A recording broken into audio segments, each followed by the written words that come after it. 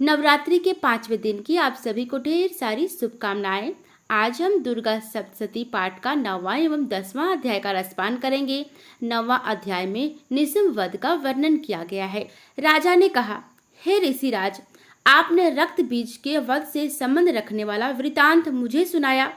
अब मैं रक्त बीज के मरने के पश्चात क्रोध में भरे हुए शुंभ व निशुम्भ ने जो कर्म किया वह सुनना चाहता हूँ। महर्षि मेधा ने कहा, रक्त बीज के मारे जाने पर शुंभ और निशुम्भ को बड़ा क्रोध आया और अपनी बहुत बड़ी सेना का इस प्रकार सर्वनाश होते देखकर निशुम्भ देवी पर आक्रमण करने के लिए दौड़ा। उसके साथ बहुत से बड़े बड़े असुर देवी को मारने के वास्ते दौड़े और महापराक्रमी शुंभ अपनी सेना सहित चंडिका को मारने के लिए बढ़ा। फिर शुंभ और निशुम्भ का देवी से घोर युद्ध होने लगा और वह दोनों असुर इस प्रकार देवी पर वाण फेंकने लगे जैसे मेघों से वर्षा हो रही हो। उन दोनों के चलाए हुए वाणों को देवी ने अपने वाणों से काट डाला और अपने शस्त्रों की वर्षा से उन दोनों दैत्यों को चोट पहुंचाई।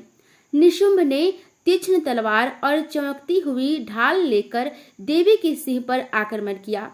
अपने वाहन को चोट पहुंची देखकर देवी ने अपने क्षुरप्र नामक वाण से निशुम्भ की तलवार व ढाल दोनों को ही काट डाला।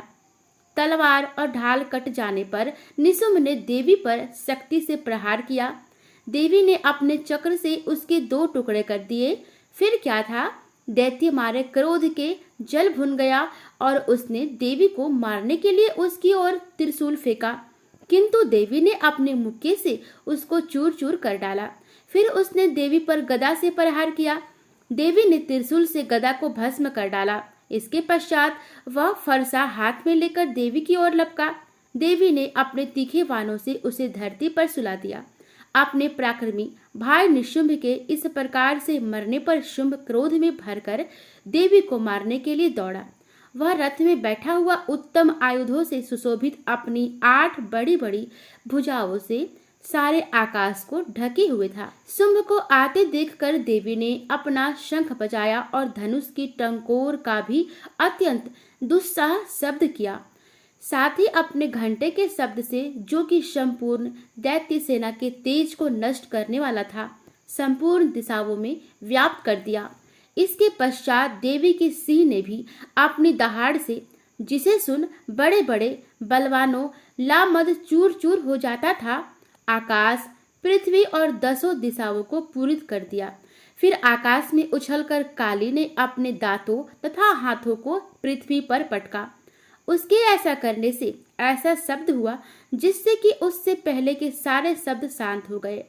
इसके पश्चात शिवदूती ने असुरों के लिए भय उत्पन्न करने वाला अट्टहास किया, जिसे सुनकर दैत्य थर्रा उठे और शुंभ को बड़ा क्रोध हुआ। फिर अंबिका ने उसे, अरे दुष्ट, खड़ा रह कहा तो आकाश से सभी देवता जय हो बोल उठे। शुंभ ने वहां आकर ज्वालाओं से युक्त एक अत्यंत भयंकर शक्ति छोड़ी, जिसे आते देखकर देवी ने अपनी महोल्का नामक शक्ति से काट डाला। हे राजन, फिर शुंभ के श्रीनाद से तीनों लोक व्याप्त हो गए और उसकी प्रतिध्वनि से ऐसा घोर शब्द हुआ जिसने इससे पहले के सब शब्दों को जीत लिया। शुंभ के छोड़े बाणों को देवी ने और देवी के छोड़े बाणों को शुंभ ने अपने बाणों से काट सैकड़ों और हजारों टुकड़ों में परिवर्तित कर दिया। इसके पश्चात जब चंडिका ने क्रोध में भर शुंभ को त्रिशूल से मारा तो वह मूर्छित होकर पृथ्वी पर गिरा। जब उसकी मूर्छा दूर हुई तो वह धनुष लेकर आया और अपने बाणों से उसने देवी काली तथा सिंह को घायल कर दिया। फिर उस राक्षस ने 10,000 भुजाएं धारण करके चक्रादि आयुधों से देवी को आच्छादित कर दिया। तब भगवती दुर्गा ने कुपित होकर अपने बाणों से उन चक्रों तथा बाणों को काट डाला। यह देखकर निशुम्भ हाथ में गदा लेकर चंडिका को मारने के लिए दौड़ा। उसके आते ही देवी ने तीक्ष्ण धार वाले खड़ग से उसकी गदा को काट डाला। उसने फिर त्रिशूल हाथ में लिया। देवताओं को दुखी करने वाले निशुम्भ त्रिशूल हाथ में लिए हुए आता देखकर चंडिका ने अपने शूल से उसकी छाती पर प्रहार किया और उसकी छाती को चीर डाला। शूल विदीर्ण हो जाने पर उसकी छाती में से एक उस जैसा ही महापराक्रमी दैत्य ठहर जा कहता हुआ निकला। उसको देखकर देवी ने बड़े जोर से ठहाका लगाया।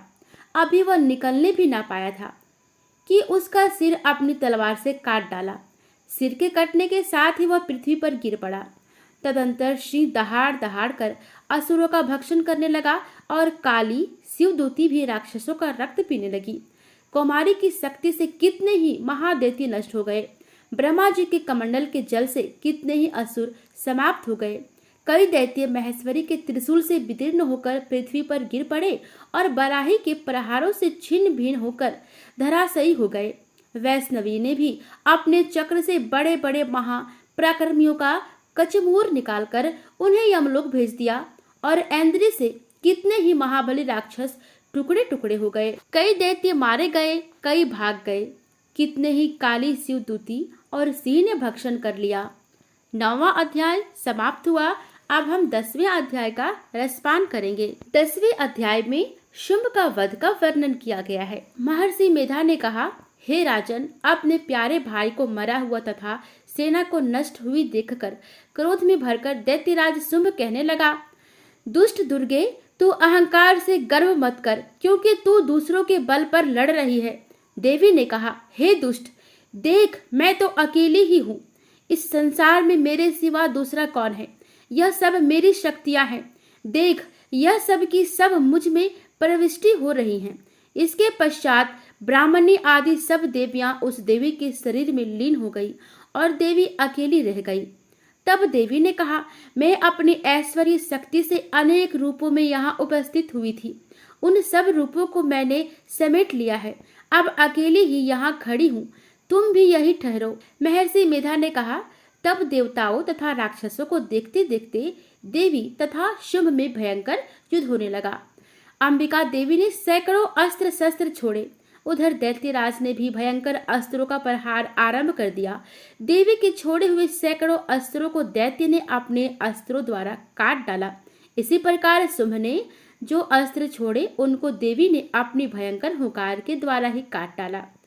दैत्य ने जब सैकड़ों बाण छोड़कर देवी को ढक दिया तो क्रोध में भरकर देवी ने अपने बाणों से उसका धनुष नष्ट कर डाला।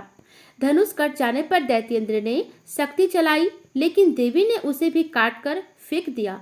फिर दैत्येंद्र चमकती हुई ढाल लेकर देवी की ओर दौड़ा, किंतु जब वह देवी के समीप पहुंचा तो देवी ने अपने तीक्ष्ण बाणों से उसकी चमकने वाली ढाल को भी काट दिया। फिर दैत्येंद्र का घोड़ा मर गया, रथ टूट गया, सारथी मारा गया। तब वो भयंकर मुग्धर लेकर देवी पर आक्रमण करने के लिए चला, किंतु देवी ने अपने तीक्ष्ण बाणों से उसके मुग्धर को भी काट दिया। इस पर दैत्य ने क्रोध में भरकर देवी की छाती में बड़े जोर से एक मुक्का मारा। दैत्य ने जब देवी को मुक्का मारा तो देवी ने भी उसकी छाती में जोर से एक थप्पड़ मारा। थप्पड़ खाकर पहले तो दैत्य पृथ्वी पर गिर पड़ा, किंतु तुरंत ही वह उठ खड़ा हुआ। फिर वह देवी को पकड़कर आकाश की ओर उछाल दिया और वहां जाकर दोनों में युद्ध होने लगा। वह युद्ध ऋषियों और देवताओं को आश्चर्य में डालने वाला था। देवी आकाश में दैत्य के साथ बहुत देर तक युद्ध करती रही। फिर देवी ने उसे आकाश में घुमाकर पृथ्वी पर गिरा दिया। दुष्ट आत्मा दैत्य पुनः उठकर देवी को मारने के लिए दौड़ा। तब उसको अपनी ओर आता हुआ देखकर देवी ने उसकी छाती विदीर्ण करके उसको पृथ्वी पर पटक दिया। देवी के त्रिशूल से घायल होने पर उस दैत्य के प्राण पखेरु उड़ गए और उसके मरने पर समुद्र, द्वीप, पर्वत और पृथ्वी सब कांपने लग गए। तदंतर उस दुष्ट आत्मा के मरने से संपूर्ण जगत प्रसन्न व स्वस्थ हो गया तथा आकाश निर्मल हो गया। पहले जो उत्पात सूचक मेघ और उत्पात होते थे वह सब शांत हो गए। उसके मारे जाने पर नदियां अपने ठीक मार्ग से बहने लगी। संपूर्ण देवताओं का हृदय हर्ष से भर गया और गंधर्वियां सुंदर गाने लगी। गंधर्व बाजे बजाने लगे और अप्सराएं नाचने लगी। पवित्र वायु बहने लगी। सूर्य की कांति स्वच्छ हो गई। यज्ञशालाओं की बुझी हुई अग्नि अपने आप प्रज्वलित हो उठी तथा चारों दिशाओं में शांति फैल गई। इस प्रकार 10वां अध्याय भी समाप्त होता है।